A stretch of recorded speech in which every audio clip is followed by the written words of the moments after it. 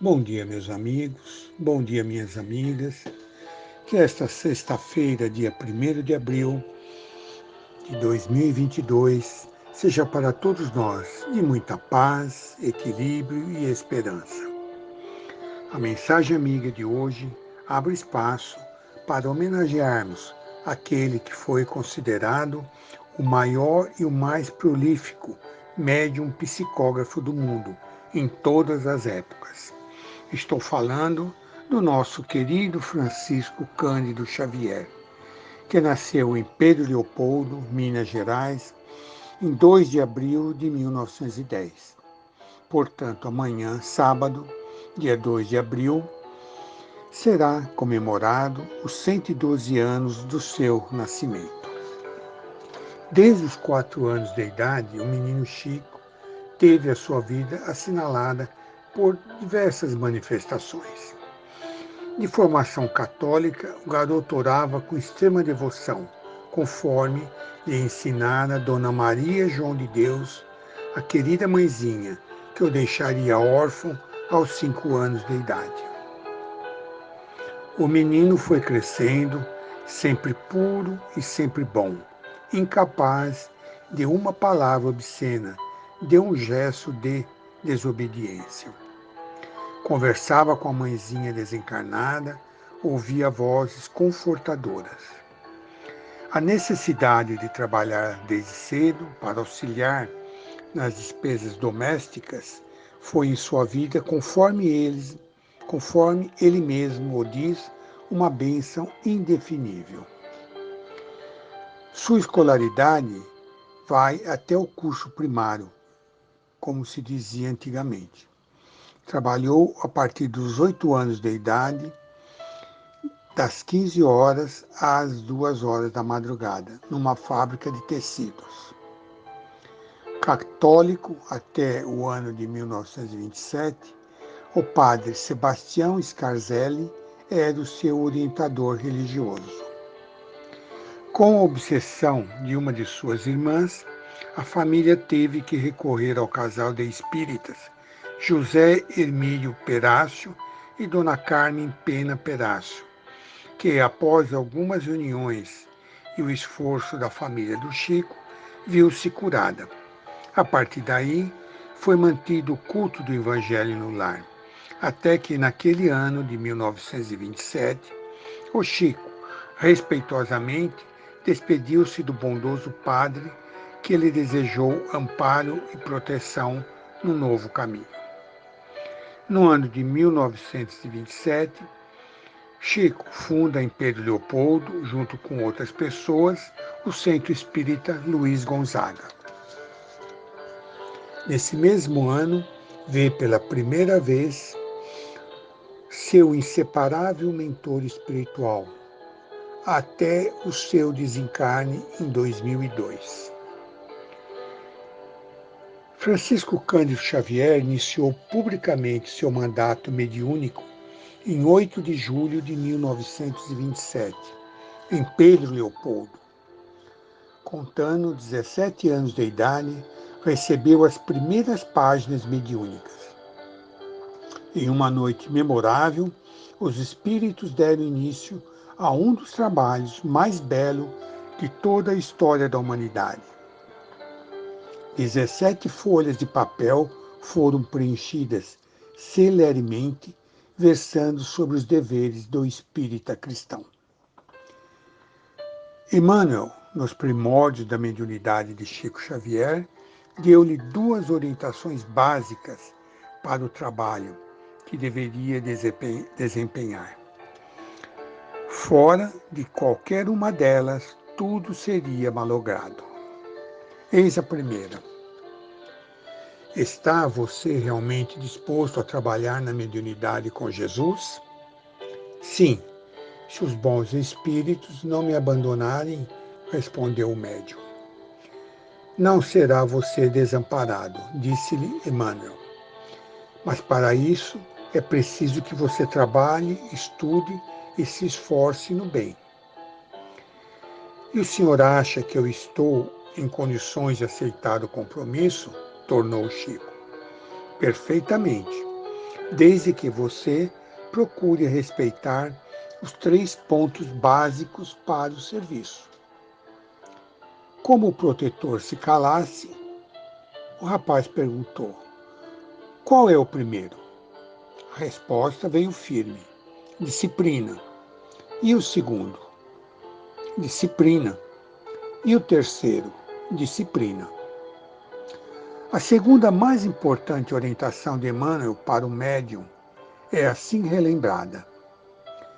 Lembro-me de que, num dos primeiros contatos comigo, ele me preveniu que pretendia trabalhar ao meu lado por tempo longo, mas que eu deveria, acima de tudo, procurar os ensinamentos de Jesus e as lições de Allan Kardec. E disse mais, que, se um dia ele, Emmanuel, algo me aconselhasse que não estivesse de acordo com as palavras de Jesus e de Kardec, que eu devia permanecer com Jesus e Kardec, procurando esquecê-lo. Durante os 75 anos do seu mandato mediúnico, Chico Xavier psicografou mais de 10.000 cartas e mais de 400 livros.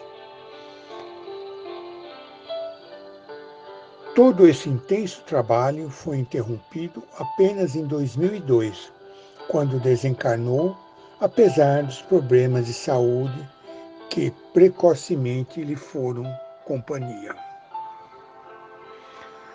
As duas participações do Chico no programa Pinga Fogo da antiga TV Tupi em 1971 foi, sem dúvida, um marco histórico para o espiritismo no Brasil.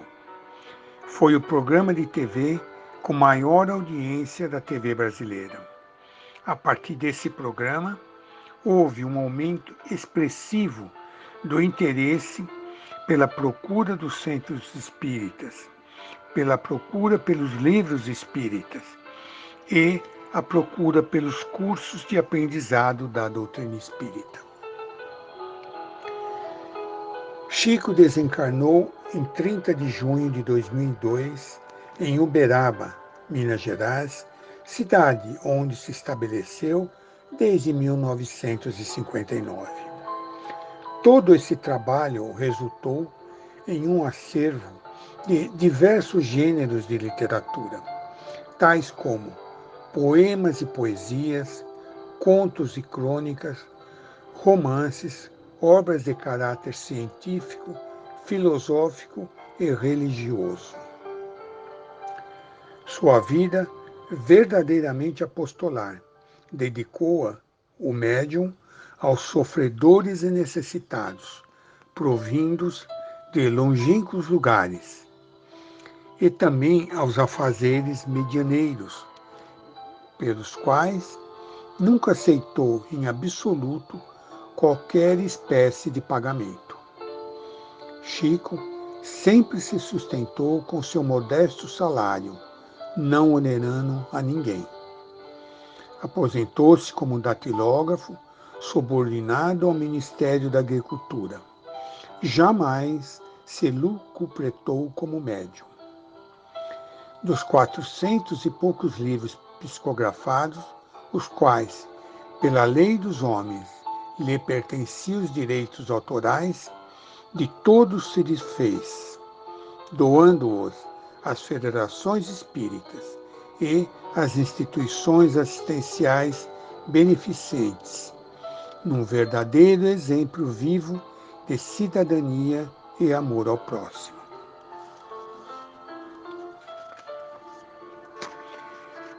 De personalidade bondosa, nosso querido Chico sempre se dedicou ao auxílio aos mais necessitados.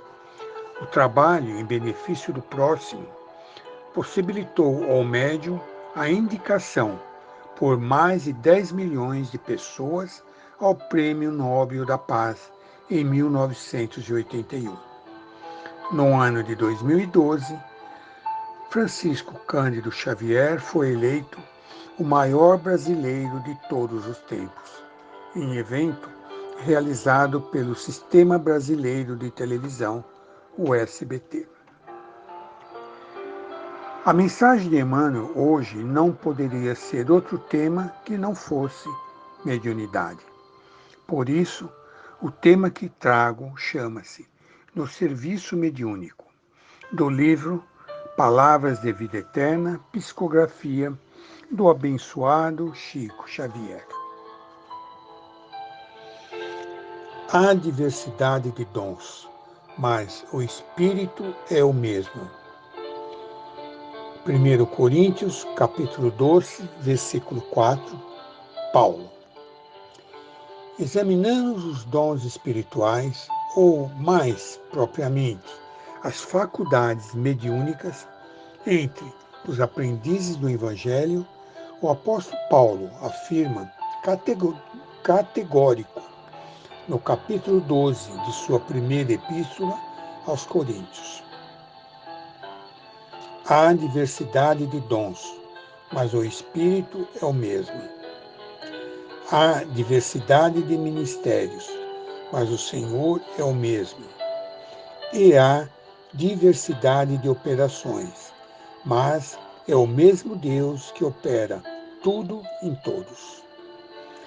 A manifestação do Espírito, porém, é concedida a cada um para o que for útil, pois que a um, pelo Espírito, é dada a palavra da sabedoria, e a outro, pelo mesmo Espírito, a palavra da ciência, a outro, pelo mesmo Espírito, a fé, e a outro, pelo mesmo Espírito, os dons de curar, a outro, a operação de fenômenos, e a outro, a profecia.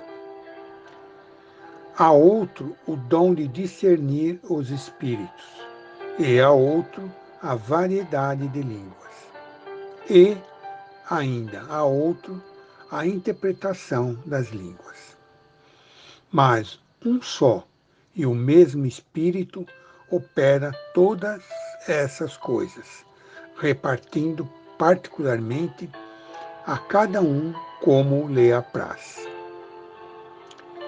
Parece incrível que explicações tão claras ao redor da mediunidade tenham vindo à luz há 19 séculos, traçando diretrizes e especificando deveres, pela mão firme daquele que se constitui em amigo fiel da gentilidade.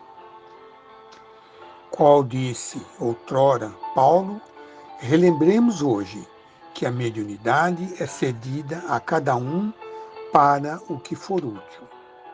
É por isso que nos quadros da ação espírita temos instrumentos mediúnicos para o esclarecimento, para a informação, para o reconforto, para a convicção, para o fenômeno, para o socorro aos enfermos, para as manifestações idiomáticas, para a interpretação e para o discernimento. Também, tanto quanto para numerosas outras peculiaridades do serviço. Entretanto, nós todos, tarefeiros, encarnados e desencarnados, que procuramos a nossa regeneração do Evangelho, devemos saber que o bem de todos é a luz do Espírito glorioso de Jesus Cristo, que precisamos refletir nesse ou naquele setor do trabalho. Abstenhamo-nos, assim, do contato com as forças que operam a perturbação e a desordem, visíveis ou invisíveis, na certeza de que daremos conta dos dotes mediúnicos com que fomos temporariamente felicitados, porque o Espírito do Senhor, por seus mensageiros, nos aquioa com esse ou aquele empréstimo de energias medianímicas a título precário para a nossa própria edificação e segundo as nossas necessidades. Em nome do Seabem, Agradeço a sua participação. Fique com Deus e um abraço fraterno do amigo Moacir.